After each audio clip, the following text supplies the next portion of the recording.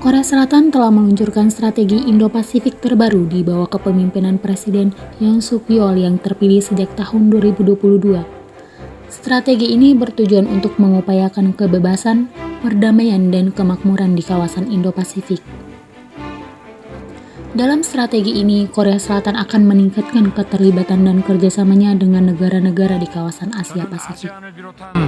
주요 국가와의 연대와 협력을 통해 자유롭고 평화로우며 번영하는 인도 태평양 지역을 만들어 나가고자 합니다. Korea Selatan meyakini bahwa ASEAN merupakan pusat dari Indo-Pasifik dan mitra kunci dalam mewujudkan perdamaian dan kesejahteraan bersama. Oleh karena itu, dalam konteks strategi Indo-Pasifik, ASEAN sangat penting karena merupakan jantung dari kawasan tersebut. Korea Selatan akan memperkuat kerjasama dengan ASEAN dan mendukung ASEAN Centrality serta ASEAN Outlook on the Indo-Pacific. Korea Selatan menggunakan pandangan ASEAN terhadap Indo-Pasifik untuk membangun inisiatif solidaritas Korea-ASEAN. 큰 상황입니다. 우리는 정치, 경제, 사회, 문화 각 분야에서 긴밀하게 협력하고 연대해 나가야 합니다. Korea Selatan memiliki inisiatif solidaritas Korea-ASEAN yang mencakup 9 aspek dalam konteks strategi Indo-Pasifik. Beberapa aspek dari Korea Selatan adalah penanganan krisis iklim, peralihan ke energi terbarukan, ekonomi, koordinasi dalam menerapkan peraturan, serta hukum internasional di bawah kawasan. Selain itu, Korea Selatan juga memiliki program kerjasama dengan ASEAN dalam bidang industri pertahanan, pendidikan, investasi, perdagangan, dan solidaritas. Korea Selatan akan memperkuat lembaga serta kawasan ASEAN dengan berbagai proyek dan program terkait Indo-Pasifik yang disesuaikan dengan kebutuhan ASEAN.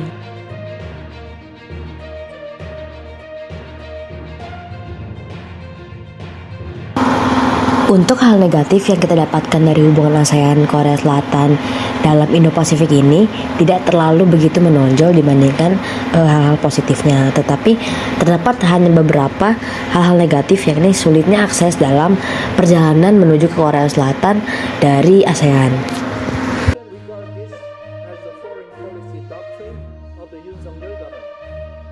Hal positif yang ada dari kasus Indo-Pasifik ini ialah bahwasannya Korea mempercayai ASEAN sebagai jantung dari kawasan Indo-Pasifik, hubungan antara Indo-Pasifik dan Korea Selatan ini.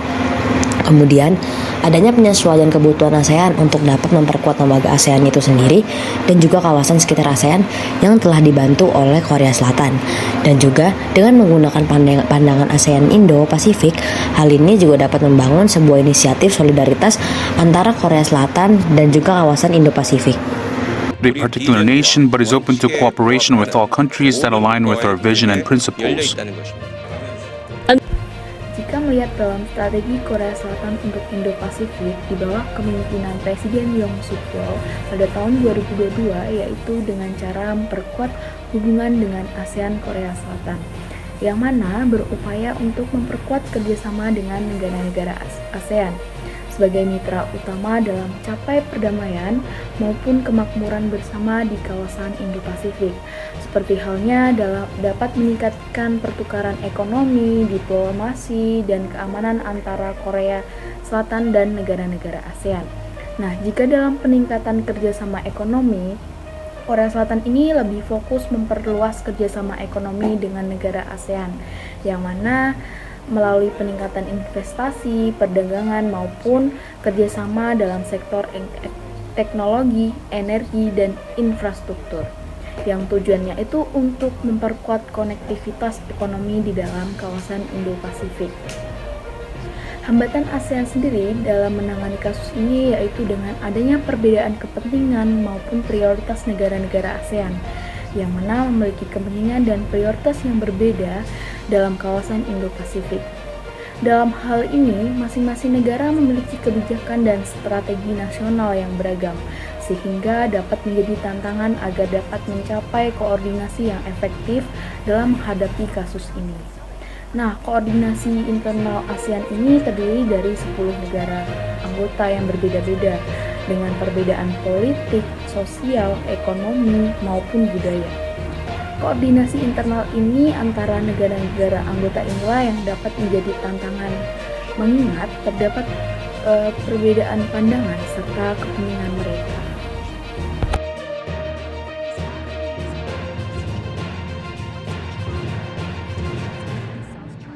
Usaha dan kebijakan ASEAN berhasil menangani kasus tersebut. Karena menurut Kwon, sebagai Duta Besar Misi Republik Korea untuk ASEAN, mengatakan bahwa ASEAN telah bekerja keras dalam menangani kasus ini dengan wibawa dan kredibilitas dari ASEAN. Dan Indonesia yang merupakan Ketua ASEAN tahun 2023 yang telah bekerja semaksimal mungkin, sehingga Korea yakin bahwa Indonesia bisa membuat sebuah perubahan.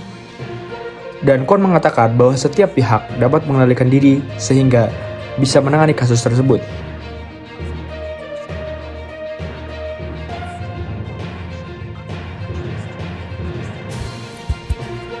Dalam menanggapi strategi Korea Selatan untuk Indo-Pasifik, maka hal yang harus dilakukan oleh ASEAN adalah yang pertama yaitu mempertahankan netralitas dan kemandirian. ASEAN harus bisa mempertahankan netralitas dan kemandirian dalam menjalankan strategi Indo-Pasifik. ASEAN harus bisa menjaga hubungan yang seimbang dengan negara-negara lain di Indo-Pasifik, termasuk dengan menghindari konflik kepentingan yang dapat mengurangi efektivitas strategi regional. Yang kedua, ASEAN harus memperkuat kerjasama ekonomi. Dengan menjalin mitra dagang serta melakukan perdagangan dan investasi, ASEAN dapat mencapai kemakmuran dengan negara Indo-Pasifik. Yang ketiga adalah ASEAN harus fokus terhadap isu-isu aspek keberlanjutan seperti pengelolaan sumber daya alam berkelanjutan, isu perlindungan lingkungan, serta pembangunan sosial, yang dimana dengan memperhatikan isu-isu ini, maka ASEAN dapat mencapai kemakmuran serta perdamaian di wilayah Indo-Pasifik. Yang terakhir adalah memperkuat hubungan diplomasi dengan negara Indo-Pasifik. Dengan memperkuat hubungan diplomasi, ASEAN dapat memperkuat hubungan dengan negara-negara Indo-Pasifik, dan hal ini tentunya akan dapat menciptakan perdamaian dan kemakmuran di wilayah Indo-Pasifik. Dengan melakukan hal-hal tersebut, tentunya ASEAN akan dapat mewujudkan tujuan untuk mencapai kemakmuran dan perdamaian di wilayah Indo-Pasifik.